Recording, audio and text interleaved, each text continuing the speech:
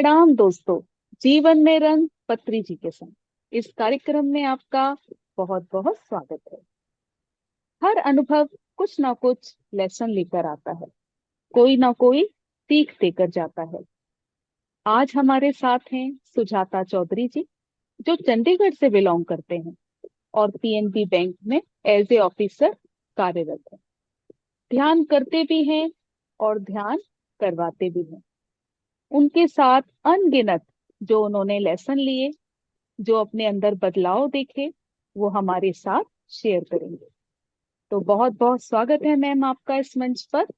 अपने कीमती अनुभव को हमारे साथ शेयर कीजिए please. Thank you so much ma'am. Thank you मुझे मौका देने के लिए, इस मंच पर आने के लिए, जो कि मैं अपने अनुभव शेयर कर सकूं। उसके लिए आपका बहुत बहुत धन्यवाद।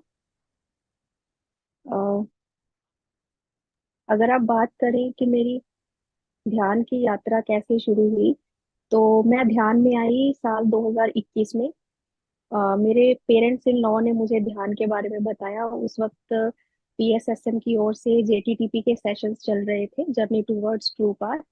तो उन्होंने जेटीटीपी 4 किया था, पर मुझे भी उसके बारे में बताया। बट शायद तब पात्रता नहीं थी, तो मैं ध्यान में नहीं आ पाई उस वक्त। बट जब जेटीटीपी 13 आया, तो उस वक्त मैंने वो ग्रुप ज्वाइन किया और लगातार ध्यान करते रहे। और शुरू शुरू में तो मुझे ऐसा लगा कि बहुत विचार आ रहे हैं और खत्म ही नहीं हो रहे विचार। पर धीरे धीरे जैसे जैसे साधना बढ़ती गई, तो शून्यता की स्थिति आने लग गई। और फिर खुद को धीरे धीरे ध्यान में और स्पिरिचुअली इवॉल्व होते देखा। बीच में एक ऐसा फेज आया जब स्पिरिचुअल ईगो में भी फंसी। खुद को सबसे अलग मानना कि भाई मैं तो ध्यानी हूँ, बाकी लोग जो ध्यान नहीं करते हैं वो तो कुछ भी नहीं जानते। पर जब ये धीरे धीरे ये ध्यान के साथ साथ ज्ञान के भी सेशंस, जो मैं सोचती हूँ बहुत जरूरी है, क्योंकि ध्यान एक तरह से एक फ्यूल तो ले लिया हमने अपने अंदर, बट ये गाड़ी जानी कहाँ है, उसके लिए ज्ञान बहुत जरूरी है।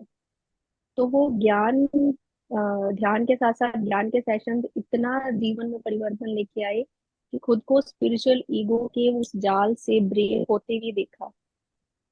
और आगे बढ़ते बढ़ते कैसे आपकी लाइफ में आपका हर एक रिश्ता, हर एक रिलेशन, क्यों लोग आपकी जिंदगी में आते हैं, ये इन सब चीजों के बारे में एक अनुभव प्राप्त हुआ।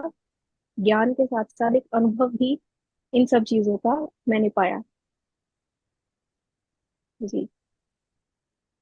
हाँ मैडम, और बताएं। आपने कहा था ना पत्री जी से भी रिलेटेड आपको व्यूज आए थे, उसको क्लियर करें। जी। जी। जी।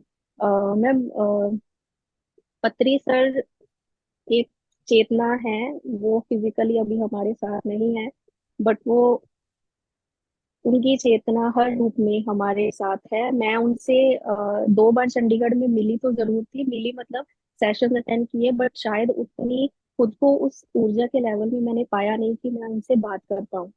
तो उनसे मैं हमेशा एक ही बात कहना चाहती थी कि वो मेरे लिए गुरु से ज्यादा एक दोस्त है।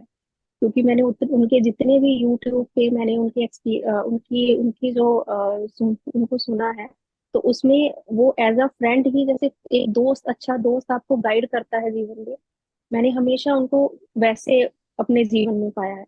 बट मैं कभी उनसे ये बात बोल नहीं पाई फिजिकली। तो खत्री सर के जाने के बाद एक बार वो मेरे ध्यान में आए। ध्यान में उन्हें मैंने एक कुर्सी पे बैठा पाया, और उनकी चेतना जो है वो एक लेडी के रूप में है। मैंने उनको वैसे देखा। और जब वो बैठे हैं, मैं उनके पास नीचे जमीन पे बैठी हूँ और उनका हाथ पकड़ा हुआ है।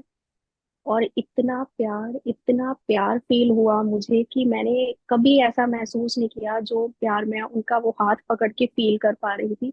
और मेरे भाव शायद उन तक वैसे ही पहुंच रहे थे।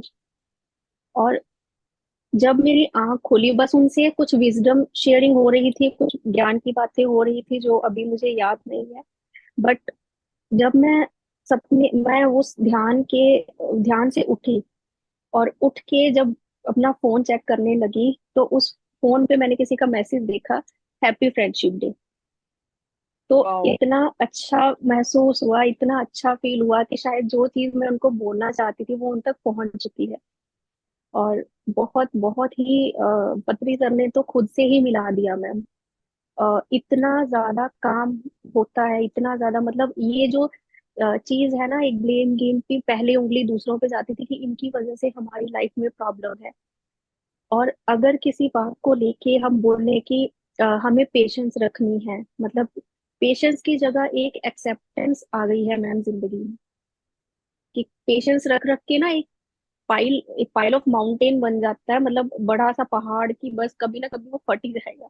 बट एक्सेप्टेंस से सब स्मूथ, सब काम हो गया है अभी तो। इतना मतलब यहाँ ऐसी स्थिति है कि जैसे समुंदर की लहरें बाहर तो उठ रही हैं, पर जो नीचे डीप डाउन इन द सी जो एक स्टिलनेस है वो आ चुकी है जीवन में और खुद के अंदर।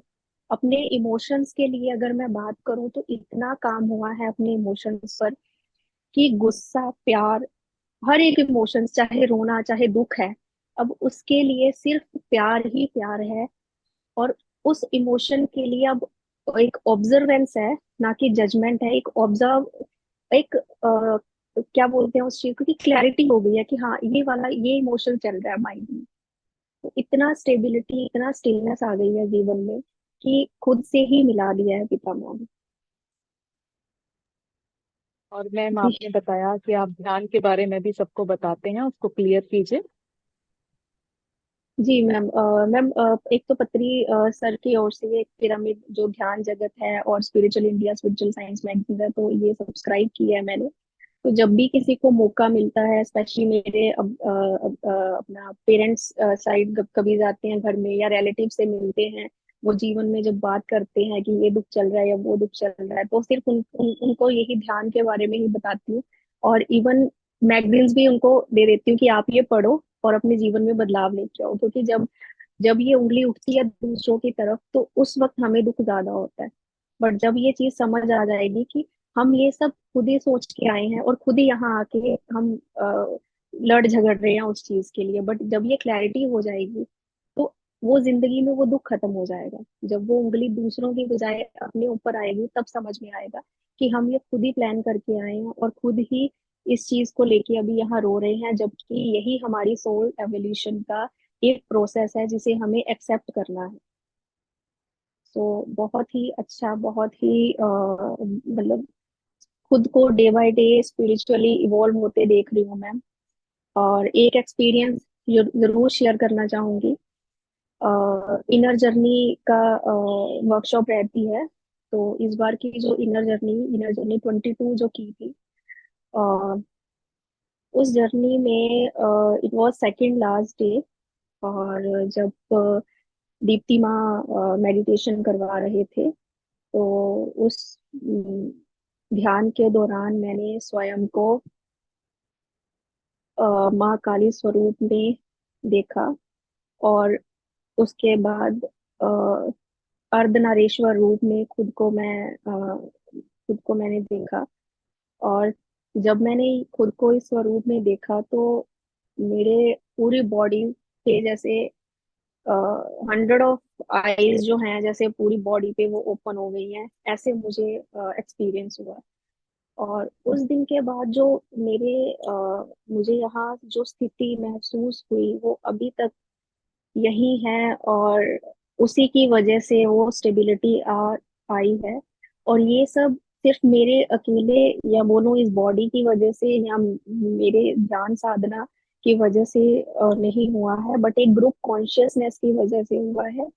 जिसके बारे में पत्री सर भी बात करते हैं कि ग्रुप जो है कॉन्शियसनेस, वो बहुत ही मैटर करती है। जब आप संघ में ध्यान करते हैं, संघ के साथ जुड़ते हैं, आपको बहुत कुछ सीखने को मिलता है उससे। तो पत्री सर का ये जो मैसेज है या ध्यान के बारे में कि एक संघ में ध्यान करना, सज्जन संगत्य करना, ये बहुत ही एक हमारे स्पिरिचुअल सिलेबस का बहुत ही अहम पार्ट है। सो बहुत ही बढ़िया, बहुत ही अच्छा। जिंदगी तो बिल्कुल 180 डिग्री टर्न कर चुकी है इस वक्त। बहुत अच्छा एक्सपीरियंस मैम आपका।